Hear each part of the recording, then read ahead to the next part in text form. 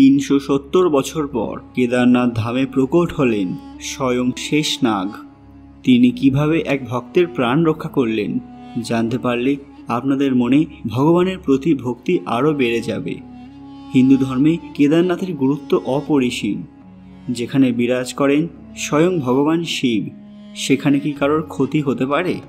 ঠিক কী ঘটেছিল সেদিন আসুন জেনে নিই। সবাই কমেন্টে ভক্তির সঙ্গে হর হর মহাদেব লিখবেন। সকলকে পুরাণ কথা নতুন একটি ভিডিওতে স্বাগত। আজকে আপনারা জানবেন কেদারনাথ ধামে দেখা দিলেন স্বয়ং শেষনাগ। ভিডিওতে এগোনোর আগে সবাই আমাদের চ্যানেল পুরাণ কথা অফিসিয়াল মনে করে সাবস্ক্রাইব করে নেবেন। এই ঘটনার সূত্রপাত 2013 সালে উত্তরপ্রদেশের কানপুর শহরে, যেখানে বিনয় নামের এক ব্যক্তি বসবাস করতেন। তিনি নিজের পরিবারকে নিয়ে কেদারনাথ যাওয়ার পরিকল্পনা করলেন। সে কিছুদিন আগেই সরকারি চাকরি পেয়েছিল, আর এই চাকরির প্রথম ইনকাম দিয়েই মাতা পিতাকে তীর্থযাত্রা করাতে চেয়েছিল। তার উদ্দেশ্য তো ভালোই ছিল, কিন্তু এই যাত্রায় যে কত বাধা বিপত্তি আসতে চলেছে তা কেউই জানত না।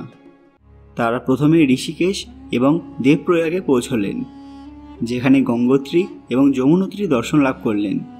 এর পরের দিন তারা কেদারনাথের উদ্দেশ্যে বেরিয়ে পড়ে। শুরু হয় তাদের কঠিন যাত্রা। মাতা পিতাকে নিয়ে বিনয় ওই রাস্তায় ট্রেকিং শুরু করে। কেদারনাথ ধাম যাওয়ার রাস্তা প্রায় 16 কিলোমিটারের, যেখানে পৌঁছতে অনেকটাই পরিশ্রম করতে হয়। একসময় চলতে চলতে রাত হয়ে যায়। তারা এসে পৌঁছয় রামবাড়ায়। তখন হঠাৎ কেদারনাথে ভয়াবহ বৃষ্টিপাত শুরু হয়, যা ক্রমশ বাড়তেই থাকে। এর ফলে এক বড় হিমবাহ গলে যায়, যে কারণে মন্দাকিনী নদীর জল অনেক মাত্রায় বেড়ে যায় এবং বন্যার আকার ধারণ করে। যে দৃশ্য দেখে সবাই ভয়ে কেঁপে উঠলেন। গঙ্গোত্রী, যমুনোত্রী, কেদারনাথ, বদ্রীনাথ, হেমকুণ্ড সব জায়গাতেই প্রকৃতির দাপট শুরু হয়।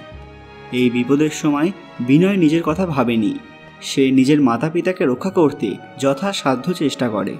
সে তাদের জন্য এক সুরক্ষিত স্থানের ব্যবস্থা করে, কিন্তু সেই সময় নিজেকে বাঁচাতে পারে না। বন্যার জলে ডুবে অনেক দূর চলে যায়। শত শত মানুষের মতো বিনয়ও জলে ভেসে যাচ্ছিল। সে বুঝতে পারে যে এবার তার মৃত্যু নিশ্চিত, কিন্তু মনে মনে একটা শান্তি ছিল যে সে নিজের মাতা পিতাকে বাঁচাতে সক্ষম হয়েছে। বলা হয়, যে ব্যক্তি নিজের থেকে অন্যের কথা বেশি ভাবেন, ভগবান সর্বদা তাদের সঙ্গেই থাকেন। বিনয় হঠাৎ বুঝতে পারে যে তার হাতের কাছে একটি দড়ি এসেছে। সে ওটাকে ধরে ফেলে, কিন্তু ক্রমশ আরও এগিয়ে চলে।